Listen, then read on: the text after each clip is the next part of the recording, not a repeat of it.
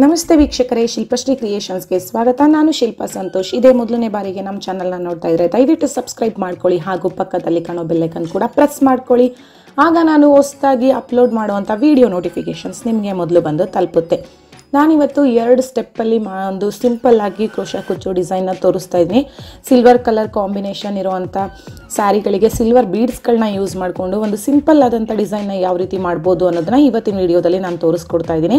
ಮೊದಲಿಗೆ ಇದಕ್ಕೆ ಬೇಕಾಗಿರುವ ಮೆಟೀರಿಯಲ್ಸ್ ನೋಡ್ಕೊಳ್ಳೋಣ. ನಾನಿಲ್ಲಿ ಸಿಲ್ವರ್ ಕಲರ್ ಜರಿ ದಾರ, 6 ಎಳೆ ದಾರ ಮತ್ತು ಕುಚ್ಚು ಕಟ್ಕೊಳ್ಳೋದಕ್ಕೆ 2 ಕಲರ್ ದಾರ, ಟ್ರಿಮ್ಮರು, ಕ್ರೋಶಾ ನೀಡಲ್ ನಂಬರ್ 11 ಅಥವಾ 10 ಯಾವುದಾದ್ರೂ ಯೂಸ್ ಮಾಡ್ಕೋಬೋದು, ಮತ್ತು ದೊಡ್ಡ ಕಣ್ಣಿನ ಸೂಜಿ ಕುಚ್ಚು ಕಟ್ಕೊಳ್ಳೋದಕ್ಕೆ, ಮತ್ತು ನಾನಿಲ್ಲಿ ಮೀಡಿಯಮ್ ಸೈಜ್ದು ಸಿಲ್ವರ್ ಬೀಡ್ಸ್ನ ಯೂಸ್ ಮಾಡ್ತಾ ಇದ್ದೀನಿ. ಅಂದರೆ ತುಂಬ ಸ್ಮಾಲ್ ಬರುತ್ತೆ, ಬಟ್ ಇದು ಸ್ವಲ್ಪ ಸ್ಮಾಲ್ಗಿಂತ ಬಿಗ್ ಬರುತ್ತೆ, ಮೀಡಿಯಮ್ ಸೈಜ್ ಅಂತ ಹೇಳ್ಬೋದು. ಆ ರೀತಿಯಾದಂಥ ಬೀಡ್ಸು. ಇವಾಗ ಡಿಸೈನ್ ಹೇಗೆ ಮಾಡೋದು ಅಂತ ನೋಡೋಣ. ಮೊದಲಿಗೆ ನಾವು ಸೀರೆ ಮೇಲ್ಭಾಗನ ನಮ್ಮ ಕಡೆಗೆ ತಿರುಗಿಸಿ ಇಟ್ಕೋಬೇಕು. ಸೀರೆ ಮೇಲ್ಭಾಗದ ರೈಟ್ ಸೈಡಿಂದ ಡಿಸೈನ್ನ ಶುರು ಮಾಡ್ಕೊಳ್ಳೋಣ. ಸೊ ಮೊದಲಿಗೆ ನಾವು ದಾರನ ಸೀರೆಗೆ ಲಾಕ್ ಮಾಡ್ಕೊಳ್ಳೋಣ. ನಾನು ದಾರದ ತುದಿಗೆ ಗಂಟಾಕಿ ಇಟ್ಕೊಂಡಿರೋದ್ರಿಂದ ಅದು ದಾರ ಹಿಂದೆನೇ ನಮಗೆ ಲಾಕ್ ಆಗುತ್ತೆ. ಸೊ ಆ ರೀತಿಯಾಗಿ 2 ಹಾಫ್ ಕ್ರೋಶೆಟ್ನ ಮಾಡ್ಕೋಬೇಕು. ಈ ರೀತಿ ಸೀರೆಗೆ ದಾರನ ಲಾಕ್ ಮಾಡ್ಕೊಳ್ಬೇಕು. ಲಾಕ್ ಮಾಡ್ಕೊಂಡಿದ್ದಾದಮೇಲೆ ನಾವು ಮೀಡಿಯಮ್ ಸೈಜ್ದು ಬೀಡನ್ನ ತೊಗೊಂಡಿದ್ದೀವಲ್ಲ, ಅದು ಬೀಡನ್ನ 2 ಬೀಡನ್ನ ನಾವು ಆ್ಯಡ್ ಮಾಡ್ಕೋಬೇಕು.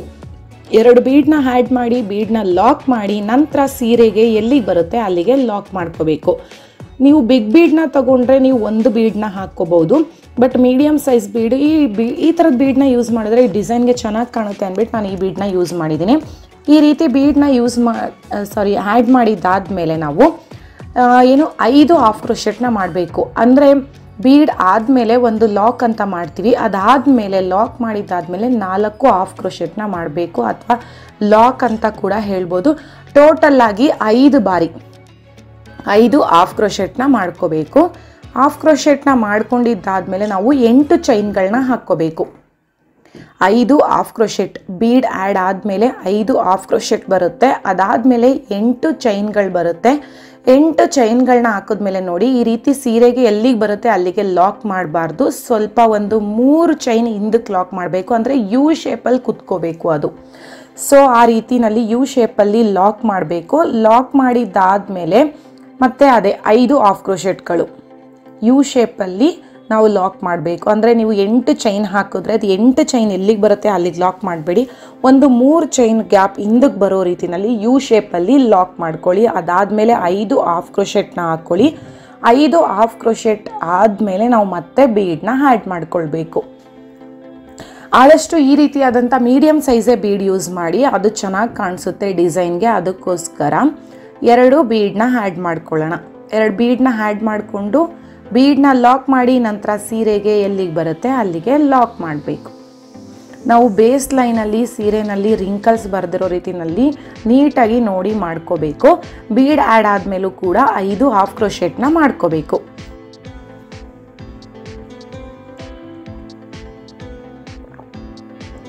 5 ಹಾಫ್ ಕ್ರೋಶೆಟ್ನ ಹಾಕ್ಕೊಳ್ಬೇಕು. 5 ಹಾಫ್ ಕ್ರೋಶೆಟ್ ಆದಮೇಲೆ ಮತ್ತೆ ನಾವು 8 ಚೈನ್ಗಳನ್ನ ಹಾಕ್ಕೊಳ್ಬೇಕು. ಈಗ ಏನು ಬೀಡ್ ಆ್ಯಡ್ ಆದಮೇಲೆ 5 ಹಾಫ್ ಕ್ರೋಶೆಟ್ ಆದಮೇಲೆ 8 ಚೈನ್ಗಳನ್ನ ಹಾಕ್ಕೋಬೇಕು.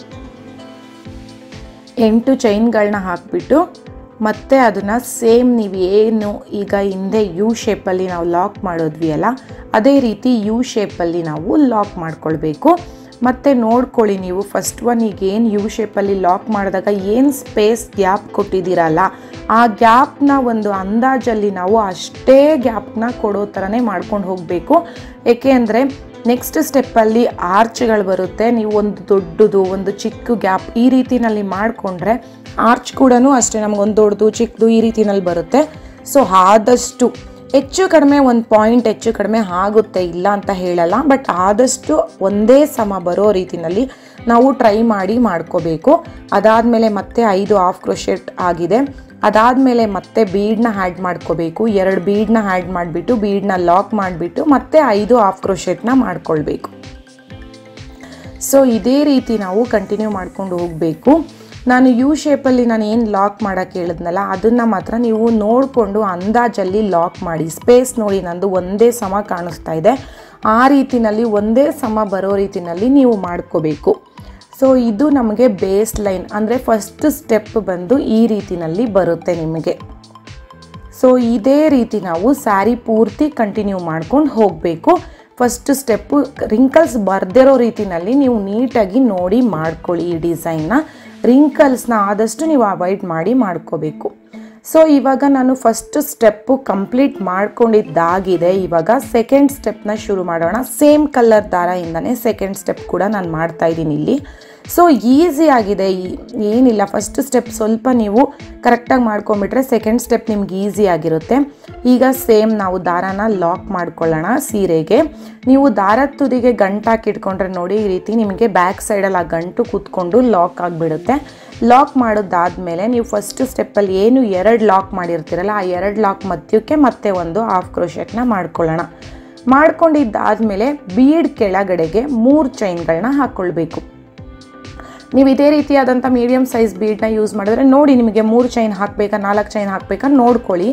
3 ಚೈನ್ ಹಾಕಿಬಿಟ್ಟು ನೆಕ್ಸ್ಟು ಫಸ್ಟ್ ಬೀಡ್ ಆದಮೇಲೆ ಫಸ್ಟ್ ಹಾಫ್ ಕ್ರೋಶೆಟ್ ಇರುತ್ತಲ್ಲ ಆ ಹಾಫ್ ಕ್ರೋಶೆಟ್ ಮೇಲ್ಗಡೆಗೆ ಇದನ್ನು ಲಾಕ್ ಮಾಡ್ಕೋಬೇಕು.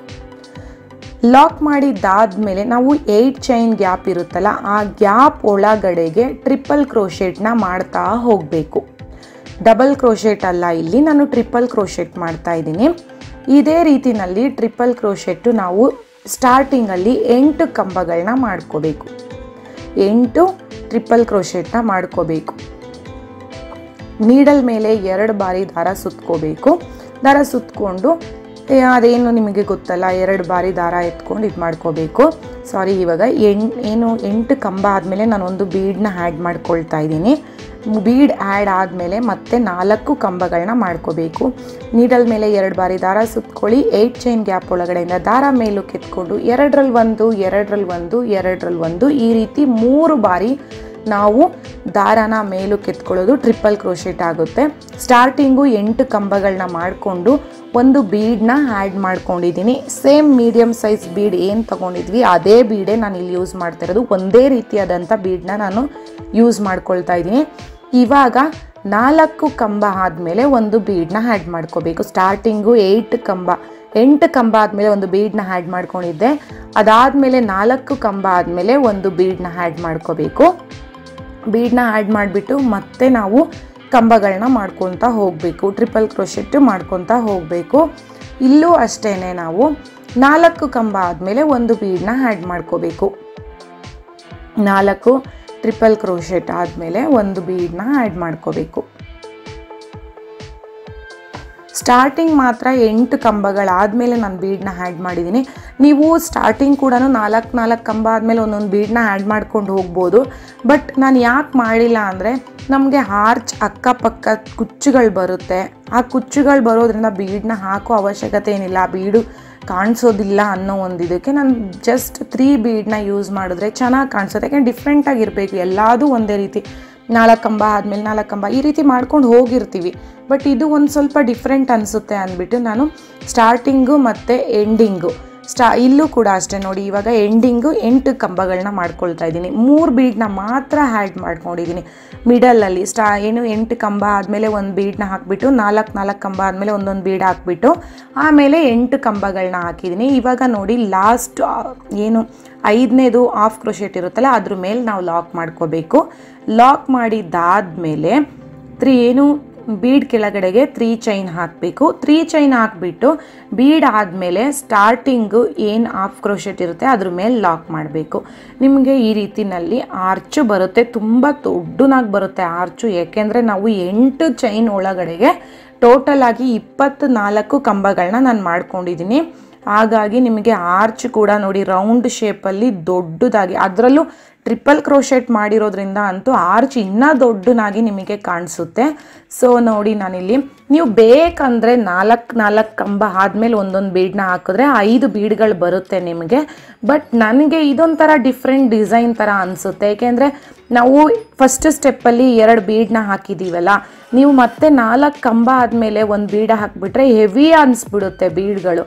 ಸೊ ಅದಕ್ಕೋಸ್ಕರ ನಾನು 8 ಚೈನ್ ಗ್ಯಾಪ್ ಕೊಟ್ಟು ಬೀಡ್ ಹಾಕಿದ್ದೀನಿ. ಅಲ್ಲಿ ಮಾತ್ರ 4 ಚೈನ್ ಗ್ಯಾಪ್ ಕೊಟ್ಬಿಟ್ಟು ಬೀಡ್ ಹಾಕಿ ಮತ್ತೆ 8 ಚೈನ್ ಹಾಕಿದ್ದೀನಿ. ಸೊ ಇದು ನಿಮಗೆ ನಾರ್ಮಲ್ ಸಿಂಪಲ್, ತುಂಬ ಹೆವಿ ಅನಿಸಲ್ಲ. ಹೆವಿ ಅನಿಸಿದ್ರು ನಮಗೆ ಲುಕ್ ಚೆನ್ನಾಗಿರಬೇಕು, ಬಟ್ ಅದು ನನಗೆ ಚೆನ್ನಾಗಿ ಅನಿಸಿಲ್ಲ. ಅದಕ್ಕೋಸ್ಕರ ನಾನು ಈ ರೀತಿ ಮಾಡಿದ್ದೀನಿ. ಇದೇ ರೀತಿ ನೀವು ಎಲ್ಲ ಆರ್ಚ್ನ ಕಂಪ್ಲೀಟ್ ಮಾಡ್ಕೊಂಡು ಹೋಗಬೇಕು. ಸೊ ಎಲ್ಲ ಸೆಕೆಂಡ್ ಸ್ಟೆಪ್ ಕಂಪ್ಲೀಟ್ ಆಗಿದೆ. ಇವಾಗ ನಾನು ಇದಕ್ಕೆ ಕುಚ್ಚನ್ನ ಕಟ್ಕೊಳ್ತಾ ಇದ್ದೀನಿ. ನೋಡಿ, ನಾನಿಲ್ಲಿ ಸಿಲ್ವರ್ ಆ್ಯಂಡ್ ಬ್ಲೂ ಎರಡೂ ಕಲರ್ ದಾರನ ಯೂಸ್ ಮಾಡಿಕೊಂಡು ಕುಚ್ಚನ್ನ ರೆಡಿ ಮಾಡ್ಕೊಂಡಿದ್ದೀನಿ. 160 ಎಳೆ ದಾರ ತಗೊಂಡಿದ್ದೀನಿ ಕುಚ್ಚು ಕಟ್ಕೊಳ್ಳೋದಕ್ಕೆ. ಸೊ 160 ಎಳೆ ದಾರ ನಿಮಗೆ ಟೋಟಲ್ 320 ಎಳೆ ದಾರ ಆಗುತ್ತೆ. ತುಂಬ ದಪ್ಪನಾಗಿ ತುಂಬಾ ಚೆನ್ನಾಗಿ ಬರುತ್ತೆ. ಆ್ಯಂಡ್ ನೋಡಿ, ನಾನು ಇವಾಗ ಕುಚ್ಚನ್ನು ಅಷ್ಟೇ ನಾನು ತುಂಬ ಉದ್ದ ಏನು ಕಟ್ಕೊಳ್ತಾ ಇಲ್ಲ. ಈ ಸ್ಯಾರಿ ಬಂದು pink, blue and silver combination ಇತ್ತು.